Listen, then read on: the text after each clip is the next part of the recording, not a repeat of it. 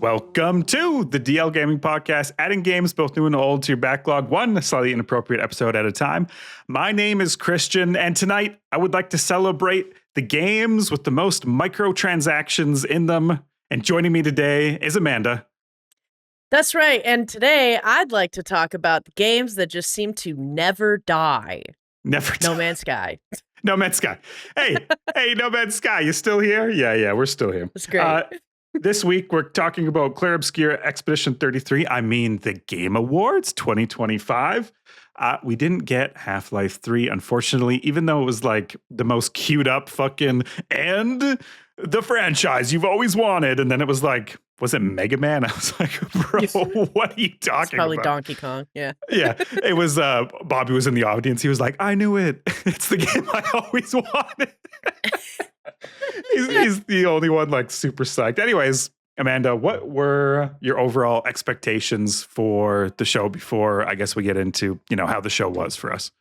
Yeah, I kind of went in with somewhat no expectations, and I feel like I kind of went from, I think the first like 30 minutes to an hour, I felt a little bit kind of like a hater or maybe super critical about a lot of it. I was like, oh my God, this feels like stupid overproduced. What is this, the Oscars? Why are there like so many famous people and the Muppets? And then it was kind of like I had a moment where I was like, famous people.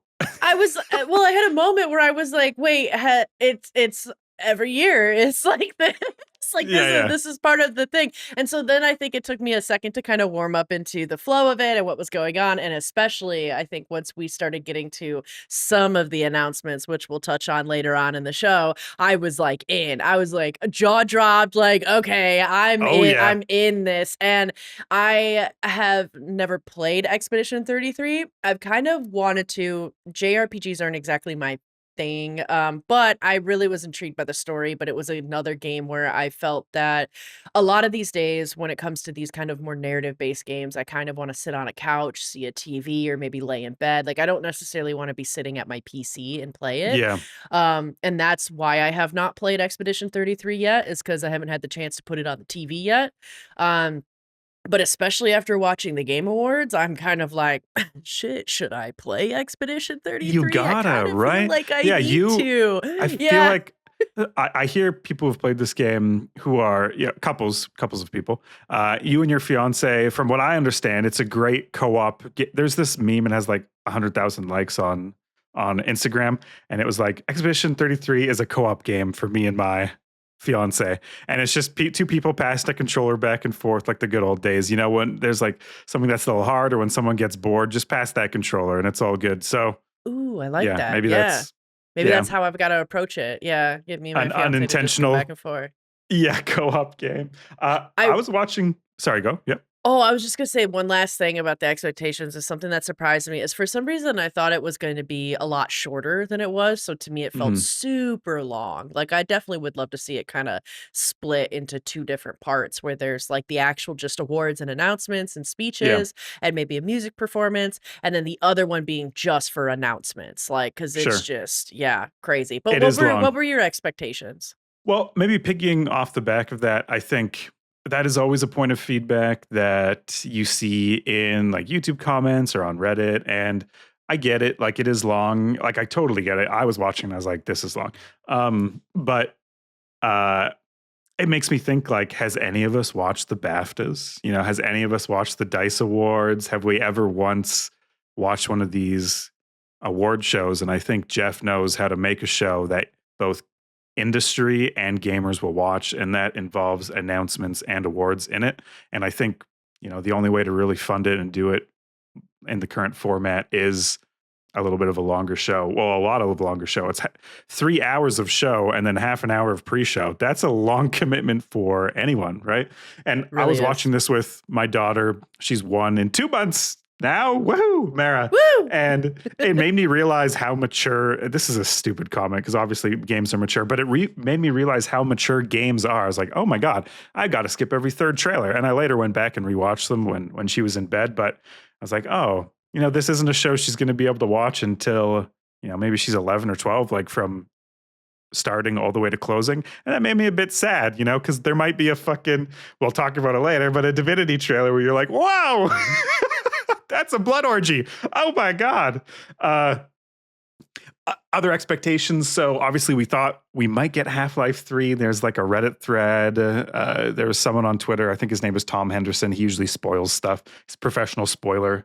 And I asked our Instagram audience, I said, what do you think? So 20% thought, yes, we were going to get Half-Life 3. 50% wanted Full Life 3, which, I thought was a clever joke. And then the rest thought, no, there's no way we're getting this. And, the ones who had that option, they were correct. Obviously, no Half-Life in sight. I want to attend this in person, Amanda. It's so long. Wouldn't that be amazing? I think, like a play, the only way to do it is go. You ever watch a recording of a play and you're like, holy shit, plays are long. But you sit in a play in person, you're like, holy shit, I love plays, right?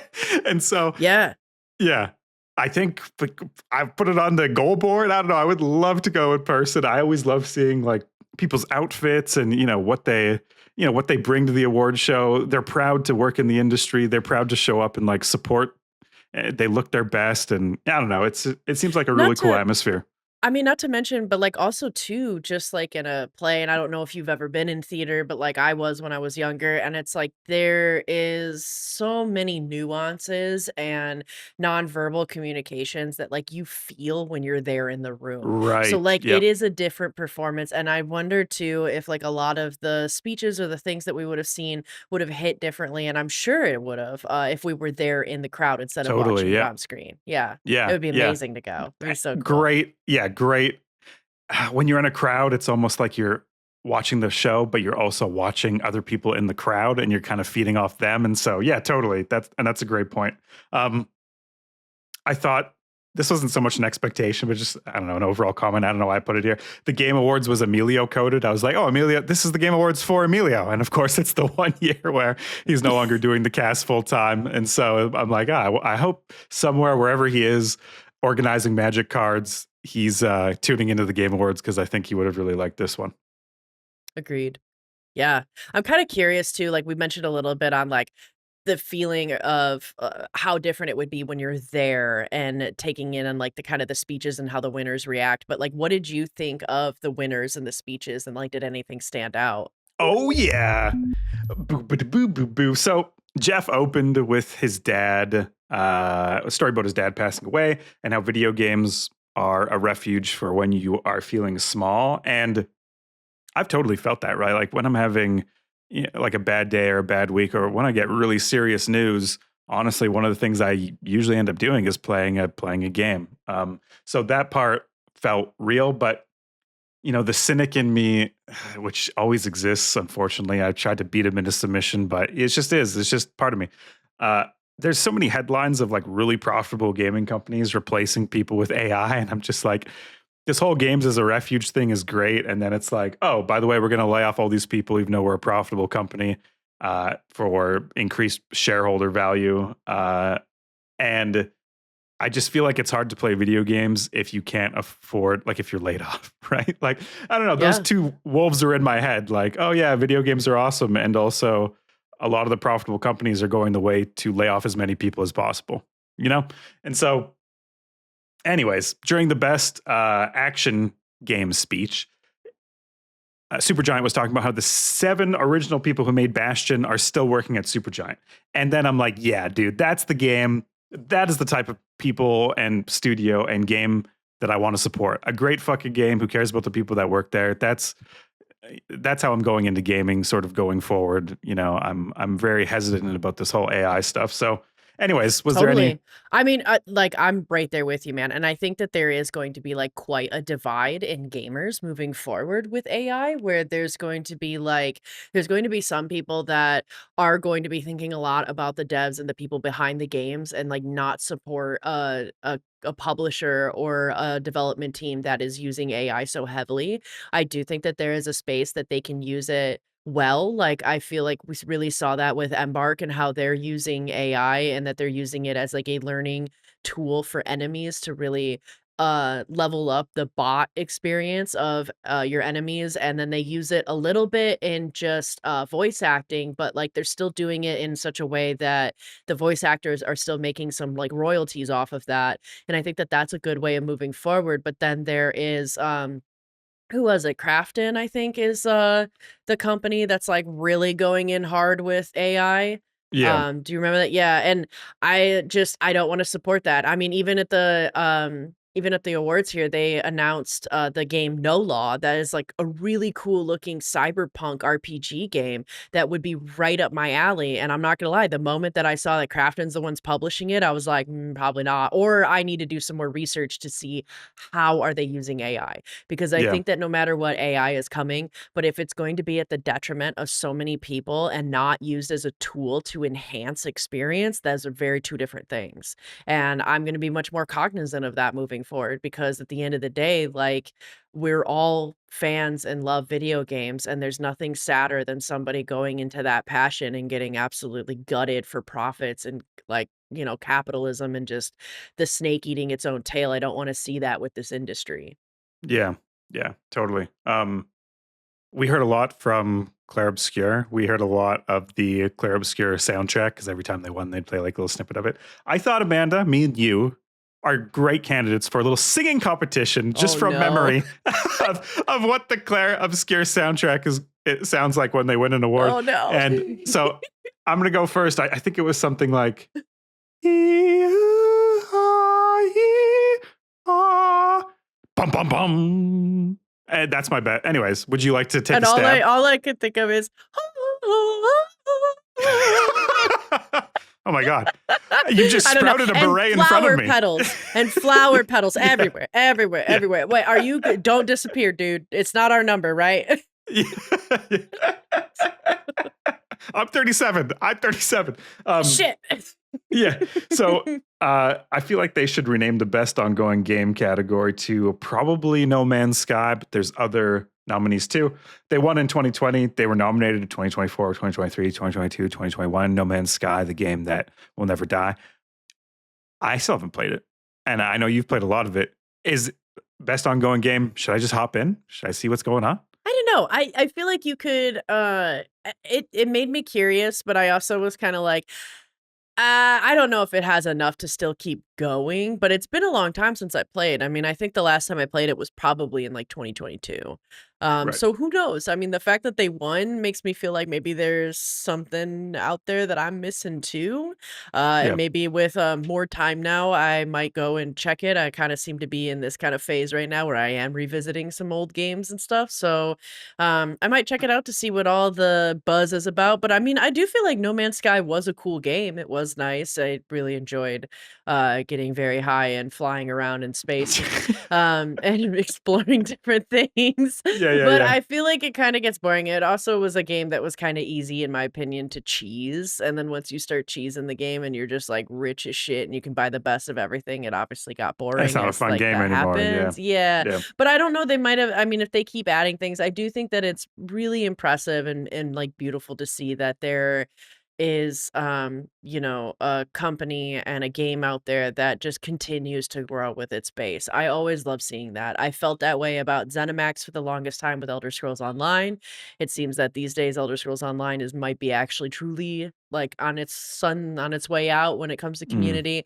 But for the longest time, like 6 or 7 years, it was going really strong of really moving with the community. And I always love to see that because, again, kind of going back to what we talked about a little bit of how all of us that are involved from making the games to playing the games have this love of refuge of playing these games and going in there. So when it is more of an interactive kind of thing and something where you're much more in tune with the people that created what you love, it's always such a beautiful thing. So I think that's really cool for No Man's Sky, but I was a little shocked to hear it again. I was like, wait, still what? Yeah. You have a little note about the Clair Obscur team that we should have done after the singing comp. So let's just get into it. What did you think of their acceptance speeches and how many awards they got and everything else? Yeah, at first, like, I kinda again, like, kinda expectations, I had a feeling that, Clair Obscur was gonna take a lot of the rewards just based on the reception of the game, how many people loved it, kind of some of the cool novel and things that they just did. I remember being like, "Okay, yeah, they'll probably take a lot of it," and at the first few speeches, I was kind of like, sure. But then like the voice acting award, and I think it was it best game design? They took a lot of award. Maybe it was best RPG. One of the awards, I think the main guy, which I'm not gonna know the names, but anyway, The head he baguette. No, I don't know if that's offensive. no, but okay, so it was cute that they all dressed similar, by the way. Yeah, That yeah. was really adorable. I loved Yeah. that. And then it was just like how genuine it felt and how like emotional so many of those acceptance speeches were, and just how real and raw so many of the people like came off, even the ones that like looked at their phone to read like their speech and wrote it, like even Mhm. then, like, and so many of them commented of being like really nervous and like that overwhelmed because there were so many people, like just there were all these moments where it was, I don't know, it's I feel like it's kind of rare sometimes to truly have that genuine emotional reaction translate through the screen, but I Mhm. definitely felt like for them, it really did. Yeah. And there were some moments where they were explaining like, how hard they worked and how long they worked and how much passion and love and like real emotion and real topics they put into it. It was like, damn, I might fucking tear up, dude. Like that's it was Yeah. beautiful. It was really, Mhm. really nice. And it was really I don't know, it was really pleasant and awesome to see, and it made me wanna play the game for sure, because I was like, I'm kind of falling in love with this team and kinda wanna play the game that they created because of, like, just how much of an impact this made, and especially Yeah. knowing that they left Ubisoft to do something where they, like, really had a passion project for that. Like, I love that shit. That's part of why I felt so hard for ARC, Raiders as well with Embark, a similar story. They were like, "We wanna leave the Battlefield team and create our own thing, our own passion project," and I feel like whenever, like, a studio or a group does that, like, it's really amazing what they end up creating because, again, when you put that passion behind what you're doing, people can feel that, people can read that, and people, resonate with that, right? And also, Yeah. I highly doubt AI is gonna be able to mimic that shit. I'd be super impressed and be like, "Fuck, guess it's game over for humans if it can," but that's, I think, the one edge that we really truly have as humans is that emotional impact and that ability to truly connect to each other on such a deep and resonating level, and, like, I really Yeah. felt that in the, acceptance speeches, from the And Clair Obscur team. and now if we play Clair Obscur, we have we just have this background knowledge and presentation of the team going into the game that is going to, I think, make our playthrough of that game a little bit more resonant. Like we'll know things that we couldn't have known before about how the team is presented, and it can't help but factor into how we play the game, right? It's like Absolutely. when you see your friend put on like a play or a song and they've sort of filled you in beforehand about like how hard they've been working. You just see it in a completely different way than if you went to a random show at any time and just saw someone on stage you didn't recognize. So that is cool. And I'm excited to play Clair Obscur. I think obviously, yeah, I have to play it. It's game of the year. So, I mean, it's on PC. It's kind of, there's no excuse really. Yeah, I think we both have to play it. Yeah, yeah, yeah. It seems Yeah, yeah. like it won a lot. It seems like a lot of people liked it. Yeah, yeah. A couple people liked it. I think it's fair to say a couple people liked it. I want to talk about Dispatch. So I was gone for a couple weeks. I played Dispatch on the plane on Steam Deck. Such a great experience. And I thought, oh, this is my game of the year. I wonder how it'll do. I think they've really leveled up the sort of telltale choose your own adventure voice acting narrative driven story with a mixture of like The Boys or the take on superheroes that is becoming more popular, like a little bit more of a cynical or realistic take. And uh it got snubbed. It got snubbed by Clair Obscur. Snubbed is a negative word, Clair Obscur came out on top. Maybe that's the better way to put it. And I just wanted to note that Dispatch, I've not forgotten about you, and I don't think anyone else did. Okay, you're a great game, even though you didn't win. Yeah. Yeah. I've heard a lot of amazing things about Dispatch as well, and was really happy to at least see that they got nominated with how well the reception has been. And that's Yeah. another one that like I want on my TV because I hear that it's very heavy in like the cinematic scenes and stuff. But I love that. I just think that that's good. If you're gonna have like a movie-based game and it's Yeah. that easy to attach the Steam Deck or even move your PC to attach to the TV, why not do that, right? Like it elevates it. I did that with Split Fiction and it was so worth it. So there's certain games where I'm like, nah, I'm gonna wait till I can put it on my TV. Yeah, the Steam That's one Dock, of them. total, like, what a game changer. And that game is episodic.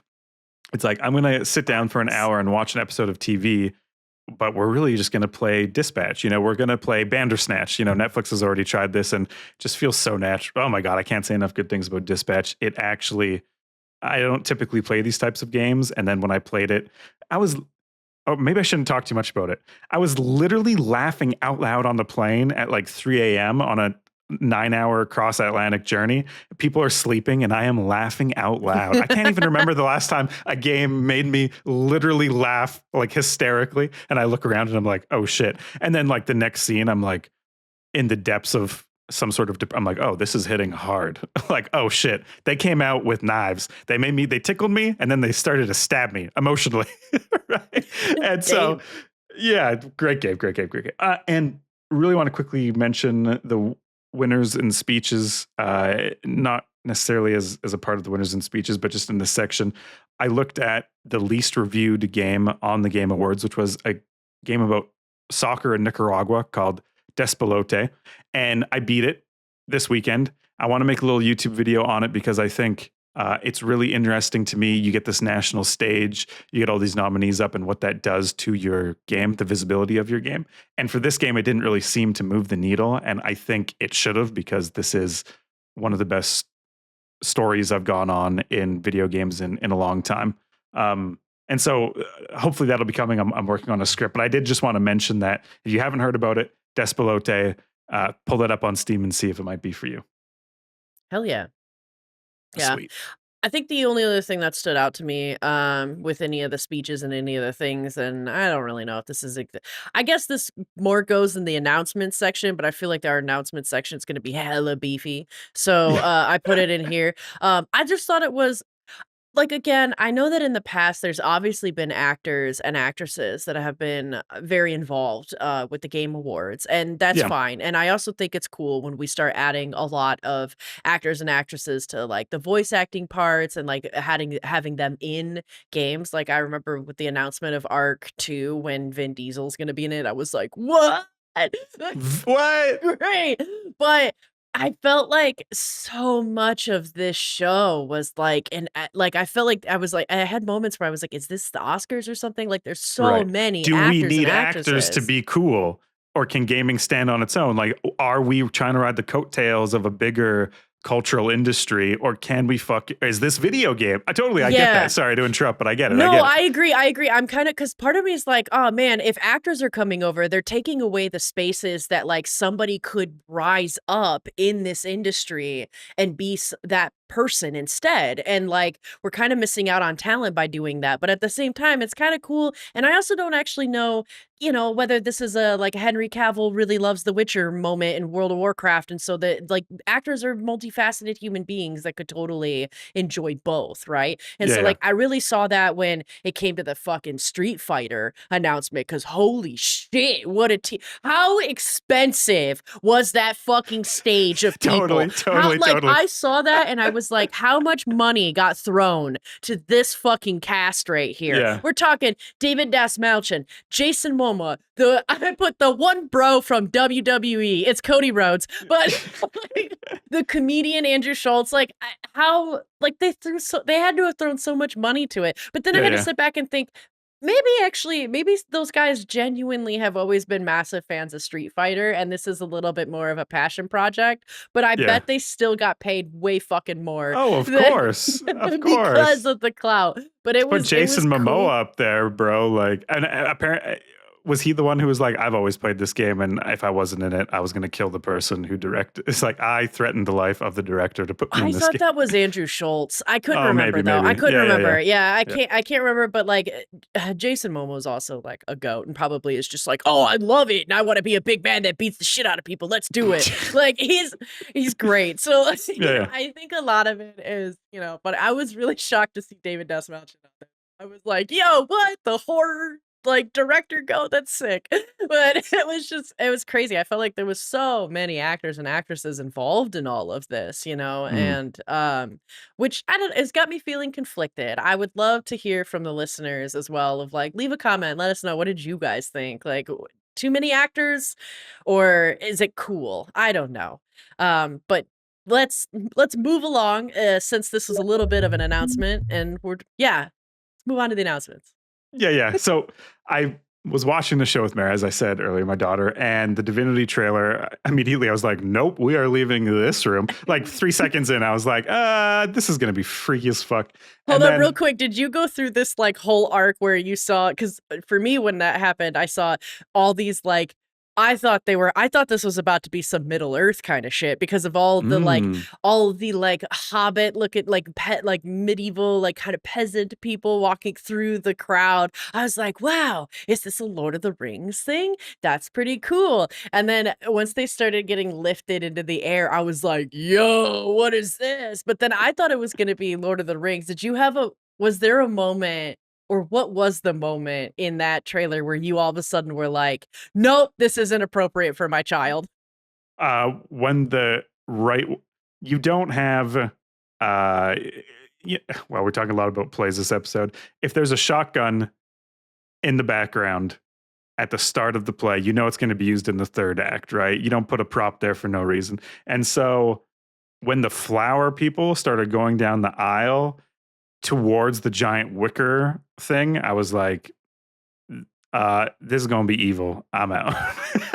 Smart. Oh no, you called it very early then. Smart.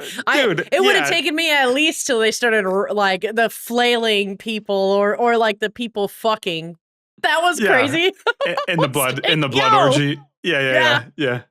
It's like, so I watched that trailer after, and I was like, wow, this is well done. Like, this is visceral in a way that makes me pay attention. None of it seems, these body horror games, sometimes I'm like, like whatever. But this felt cool. I was like, ooh, spooky. And then obviously that's a Divinity game. I'm interested in it. So that announcement, very exciting. I don't know. Yeah. You're the big Divinity 1-2 gal, right? Oh, dude, yeah, I love, like, Larian's one of my top studios. Like, I absolutely loved Divinity Original Sin, and like Divinity Original Sin 2 I played probably the most of, and then Baldur's Gate 3 I'm a huge fan of. I felt so blindsided actually by this. I was not expecting Divinity, and I didn't realize it was Divinity for a hot minute as well, so it really blindsided me because, full disclosure, like, I first started watching some of the Game Awards while I was playing a little bit of Guild Wars.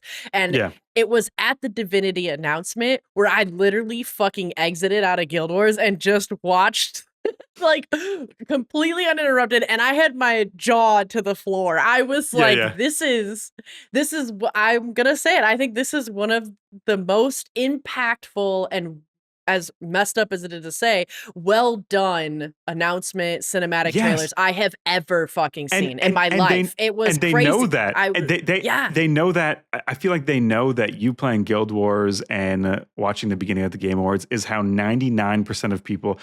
I'm on the couch with popcorn with my kid. Because that is such a small amount of people who are watching it like that. Most people are doing something else, and you need to be It was so good. It was like a masterclass. So good. It was so good. And then I saw it was Divinity, and I got so giddy like a child because I was like, this is gonna be amazing. This is gonna be so amazing. Instantly went to like one of my top looking out for the future games that I want to play. Yeah. Instantly. I was like, this is incredible. There was a lot of announcements, first off. A lot of games and so much to go through. So much, let's get to it. Let's fucking get to it. So I have Total War Warhammer 40,000, which I immediately messaged Nick and I said, they made a game for you. say goodbye to any free time you've had. And he messaged back with a question mark. Apparently he's sick, not watching the game. What a guy. And then I send him the trailer and he's like, oh yeah, you're right. Fuck. Yeah. And so that looks awesome. A new Total War game. I'm a huge Total War fan. They're making a new engine for Medieval 3 Total War, which is announced. No Steam page or any details about it really. But I'm thinking, okay, so they have this new engine. Maybe they're going to use it, or probably going to use it for Warhammer 40K.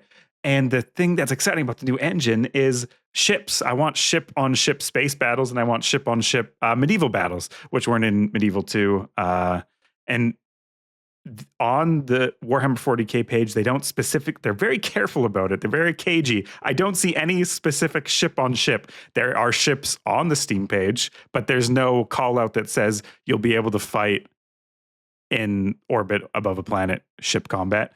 And I just want to say I would be very sad if that's the case. So that's another game coming out. It's called the Ships of Nadia.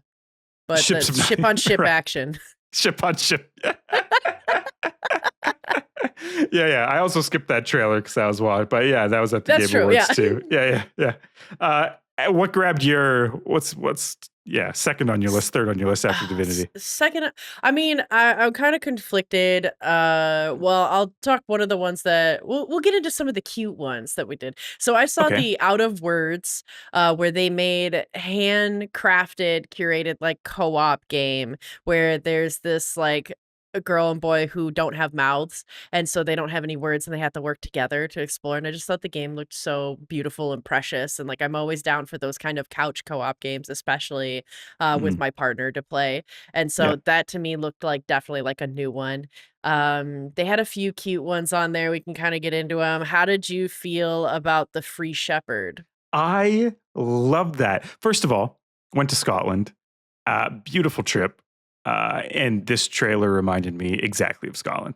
The dog shepherding the little sheep is it just does something in the back of my brain. It's like scrubbing a toilet and having all the muck come off. You know, it's like one of those things that you feel very satisfied watching the dog perfectly herd the sheep. And then when there's these huge sci-fi structures, I was like, oh, the dog is herding on a planet, or maybe it's Earth, and something else has happened, and this is the future, and there's a mystery to uncover. And then it hooked me right there. I was like, that's super cool. So the Free Shepherd, I really enjoyed it. That's like honestly top 3 announcement for me. That's wild. I kind of wasn't sure if you meant it as a joke, because I feel we're going to be very I feel very opposite about it. I thought at best it looked like it was going to be boring.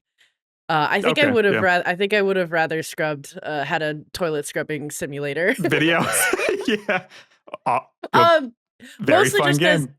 It looks cute, but I feel like it wouldn't hold. Like I feel like there's something like a lot missing, which to be fair, they don't have it coming out until 2027. So maybe they will add a ton and it will kind of change and there will be more there. But I'm like, oh man, other than the like initial aesthetic, because it is aesthetically pleasing. It is pretty. The music was also lovely. And I can see that too, of it being like a very kind of therapeutic Zen garden type of game that kind of calms you down. That's like nice. But I just feel like after 20-30 minutes of it, like I would be super bored of doing like kind of the same thing. But yeah, and there's the danger there. For me, it's like I want to uncover the mystery of what's happening on the planet through a character who obviously has no concern about their herding sheep. But me as the player, I'm learning about what is actually going on. I hope it's that type of game. So I thought that was interesting. You're right, because if they do it in such a way where there is this kind of like deep puzzle and mystery where you end up learning a lot, that's really awesome. If they just add it in there as like a game mechanic of something else that's a little bit more than just herding sheep, it might fall flat. So like, yeah, I'd be curious to see kind of how they add into it. But top 3, Amanda. Top 3. Anyways, keep going. The other, I am so, dude, let's talk about Star Wars. Of course. Let's yeah, it's so good. I'm pretty excited about both of them, man. I loved Knights of the Old Republic as a kid. I feel like I am gonna really enjoy this fate of the Old Republic. Yeah. I hope it's done well. I hope it's done more in a fashion of Knights of the Old Republic and not done in a way that's more like Mass Effect, although I liked Mass Effect too, so I'm not even gonna be that mad. But, you know, it's just one of those things where, like, the nostalgia and the old lady in me would love it to be more like the childhood game that I absolutely adored. So super excited to see that. And I, too, wanted my pod racer, but Galactic Racers looks pretty cool, and I'm like, it'll do. That'll do. Yeah. I won't get my N64 game, but it'll do in the modern era. It looks cool. I made the joke, or someone made the joke. This is Sebulba Erasure. I thought that was hilarious. Like, oh, now Sebulba's he's a pod racer, but now he's in these stupid.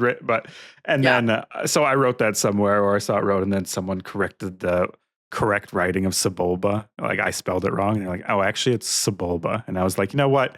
Actually, it's Sebulba. And anyways, after that happened, I was like, you know what? I'm splitting hairs here. Pod racer game. It's gonna be fun. It looks awesome. It's gonna be fun. Yeah. So I think it'll be great.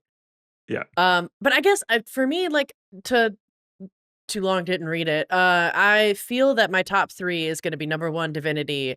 Number 2 is really torn between Fate of the Old Republic and the Warlock Dungeons and Dragons game coming out, because that looked awesome. I'm sure it'll be a lot of Eldritch blasting, and I'll have fun just sitting there going, fireball, fireball.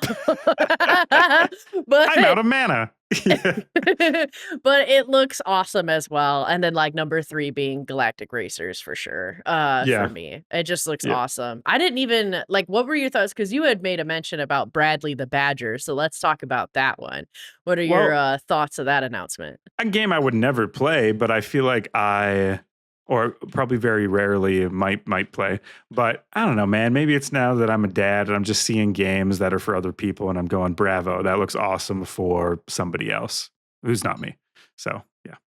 Actually, I kind of resonate with that. When I watched Bradley the Badger, first off, love Evan Peters, but again, we've got another actor in it. He was in the end of the trailer. But I thought Bradley the Badger was... Who's this guy? Evan Peters? He was in American Horror Story. He was also the Silver Surfer in one of the X-Men, and he's in a bunch of stuff. Okay. He was in the Jeffrey Dahmer documentary as well as Jeffrey Dahmer. Like, he does a whole bunch of other things. But anyway, I just thought that it was such a cool concept. It's such a cool game. However, also will probably never play it. But I can just like you, like, I can appreciate it, and I think that it's a really awesome concept and a cool game. But I don't know if it's I think it might be the Badger actually that kind of throws me for a loop. Even though it would be such a fun like millennial throwback to play that game and go Badger, Badger, Badger, Badger, mushroom, mushroom, and like that would be very fun. But it's no, it's not for me. So not for me. It has that like meta. Taking you out of the game thing where you are playing the game, and I can appreciate that. It seems cool. I'm down to probably watch someone do a playthrough on YouTube or Twitch. But we had another very similar presentation of a game in the III showcase where it's a top-down shooter that also took you out of the... I'm seeing a trend. I'm okay with this trend. I don't think it's bad. Of like fourth wall breaking. Yeah. I don't think it's necessarily gimmicky or should be shunned. Like, I'm okay. Let's explore it. And it's been done before, obviously. But I'm just wondering which one of these games are going to like nail the creepiness of breaking the fourth wall and taking you out of the game, making you the main character, essentially. Right? Because there's a couple there's also a game where you are in a missile silo trying to talk to the person across a wall from you. And from the trailer, it looks like, also now it's taking you out of the game and this is actually a game and you are now the main. So there's a couple people exploring this, I guess I'm trying to say, and maybe it would be a good themed episode. We just all jump into one of these and talk about it because... Oh, I like that. Yeah, that'd be really cool of what it's like when you're the game being the game. Playing the game. Playing the game. Call it gameception. I don't know. I want to talk about another... Oh, sorry. Go. Yes. Oh no, no, you please, you sir, Well, you I will, finish. sir. Well, Canadian standoff here. I was gonna cue you up for. You say you're too chicken shit to play Ontos. Yes, yeah, I was gonna say another game that like I think just looks awesome that I would love to watch, but I don't think I'll play is Ontos. I'm so conflicted about Ontos though. Like you know what? I played almost all the way through the back rooms and carried Emilio's ass to the last level. So maybe I can play this game. I would certainly like to try or watch it because it just looks incredible. It's brought to you by the people who made Soma, and like which it means it's gonna definitely be scary, but Ontos is this like sci-fi mystery of like weird experiments. And they kind of got me with like the science because I like science, and they're like, these are science experiments that are Mhm. being done that are really unsettling and really unnerving. And I'm like, ooh, I'm hella intrigued, but I'm also a little scaredy cat, so I don't know if I can handle these. I guess it depends. And honestly, this kind of like horror is really hard for me too. Like if you're walking down a long hallway and you're hearing sounds, and like it's just increasingly getting like creepier as you get closer to the door. I hate that shit because my imagination will take it and run with it and make it way worse than it is. So I end up Right. psyching myself out before I ever even see what the scary thing is. And that's exactly what I'm feeling when I like hear this game and see some of this game. But it doesn't look overly terrifying. It just looks like really creepy and weird. A Like having a thriller. whole switchboard of rats that uses their electrical impulses so they twitch when somebody's talking. Oh, creepy. Yeah. That's so unsettling. Grody. But Yeah. That's so unsettling.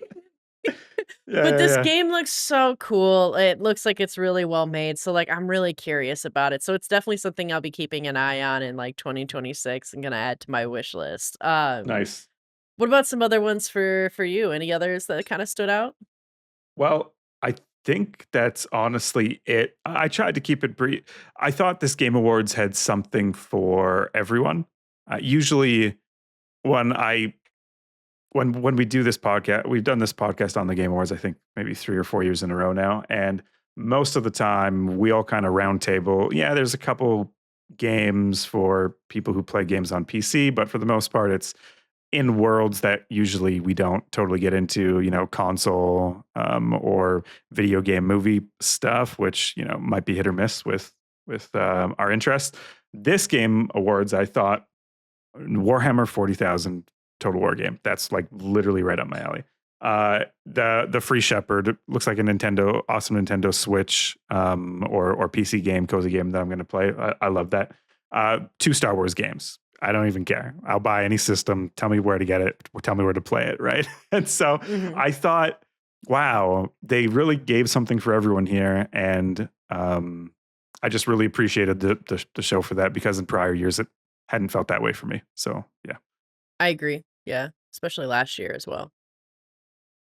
You But have anything else out of words, or are no, you out out of of words? I am out of words. Okay, Yes. I'm out of words too.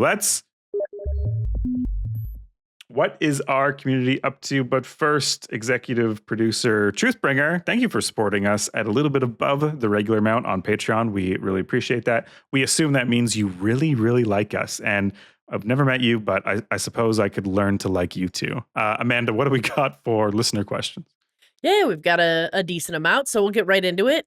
Time Killer B asks, "What would you all change about the big show, the Game Awards?"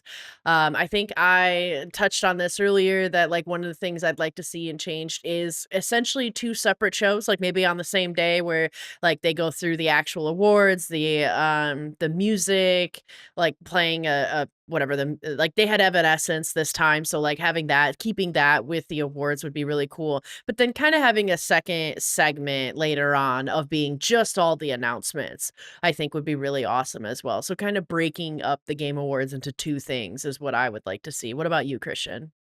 The only thing I would like to change is Christian in the audience. I should be there.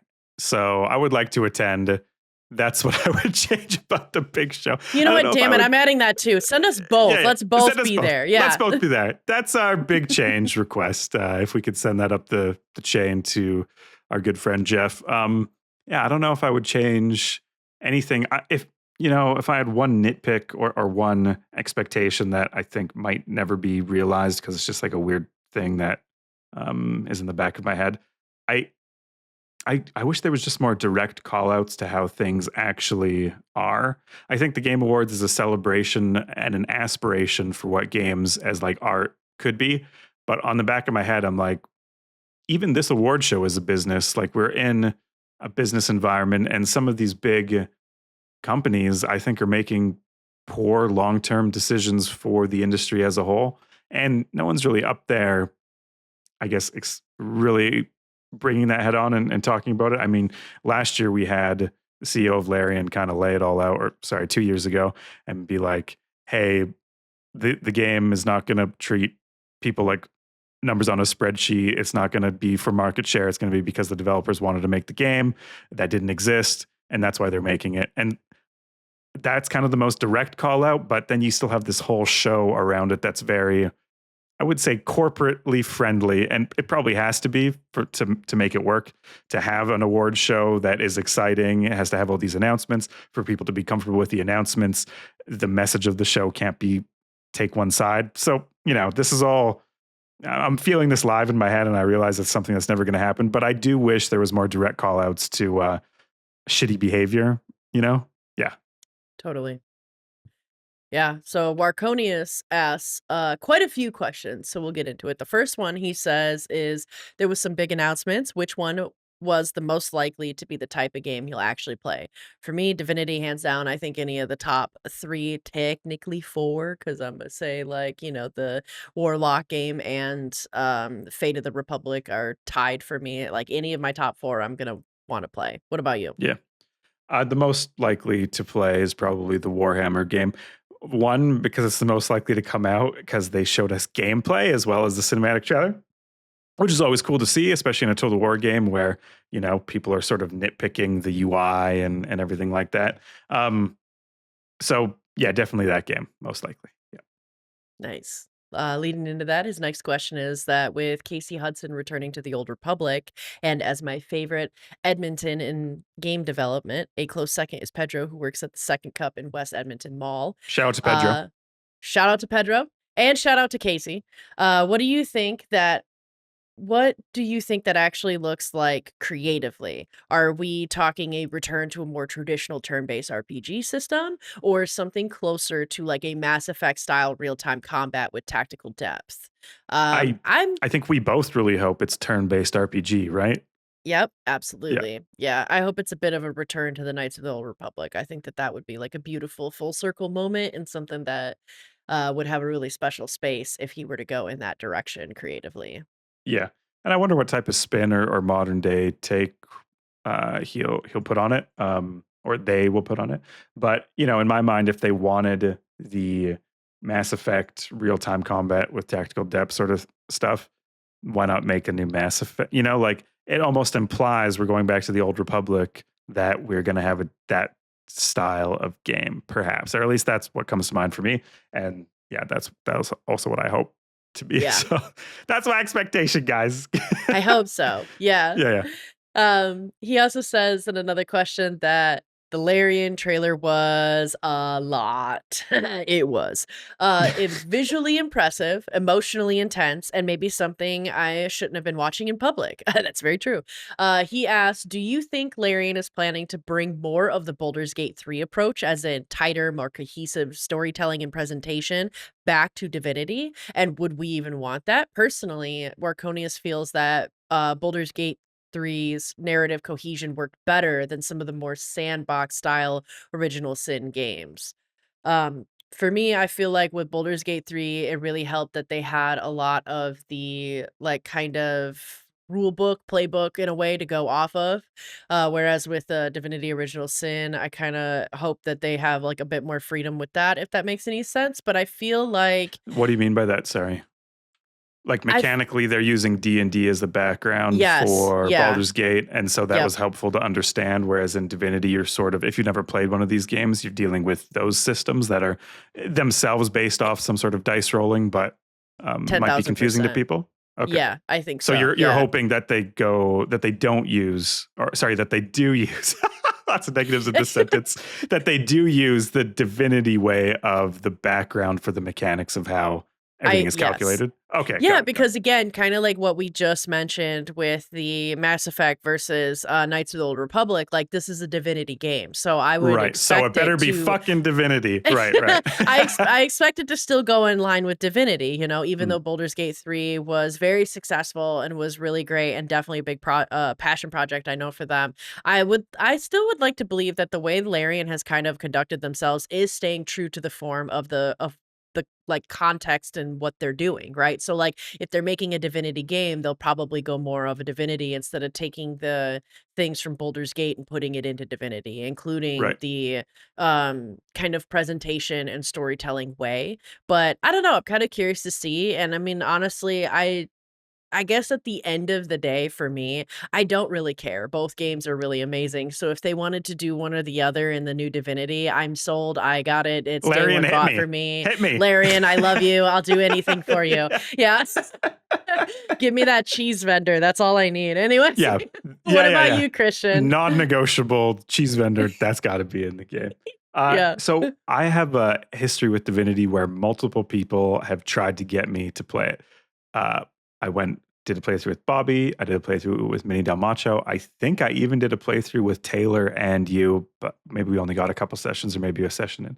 And I've never made it past the tutorial island. And with Baldur's Gate 3, I didn't beat Baldur's Gate 3 either. Me and Rianne played it together, but we didn't have anyone showing us the ropes, and we still had a great time playing through it. And I think we're close to the end, to be fair. Like, we're in Act 3. So in my mind, the cohesion of Baldur's Gate 3 lended itself to us moving forward in the story and not getting so distracted in side missions. Because when I would play with all these great people who were trying to show me the game, we would get tangled in every sort of side situation known to man. And to me, it was a little confusing because I didn't have the background knowledge of what these games were. I didn't play them on my own, which is probably my fault. So with that in mind, I think the next Divinity, if it was more cohesive, would be better for me personally to play it. But I want to take myself out of the equation because I agree with you. It's a Divinity game,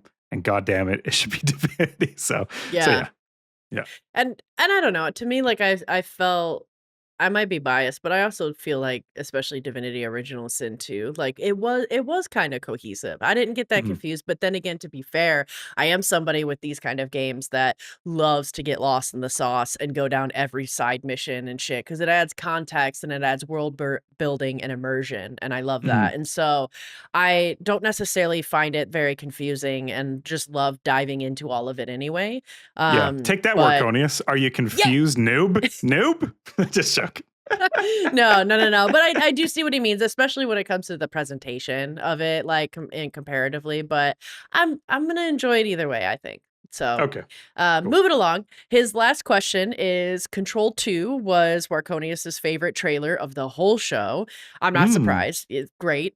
And honestly, a missed opportunity to use an MC Hammer track. But the tagline says that it's going to get weirder. Do we think Remedy will lean harder into the surreal this time? Or is this going to be more about a refining of what has already been working? We should almost keep this question for when Taylor's on next, since he just talked about Control. I think he would have, because I don't have a good answer, because I never played these games. Will they go? I don't know. Sorry, Warconius.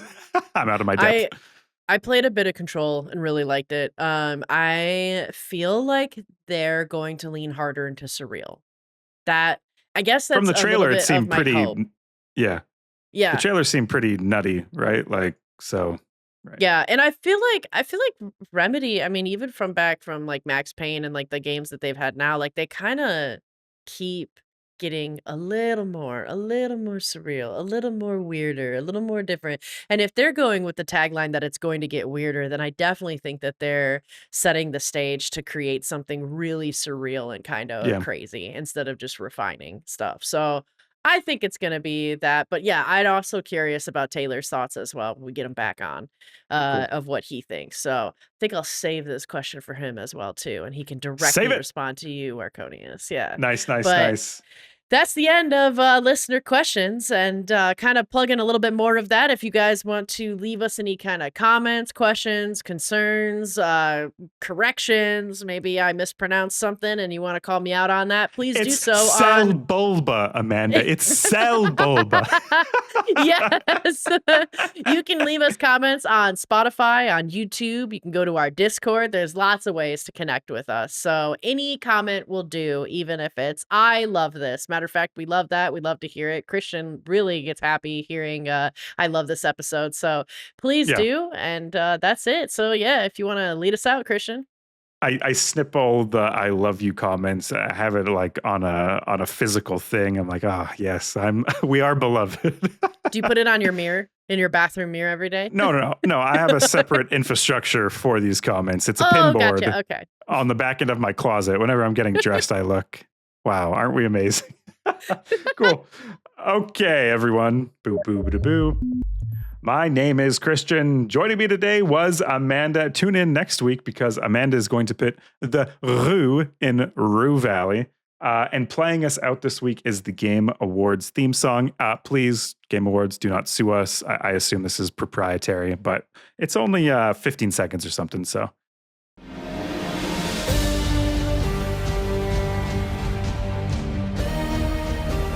Really going on these drums. Fuck, it's so good.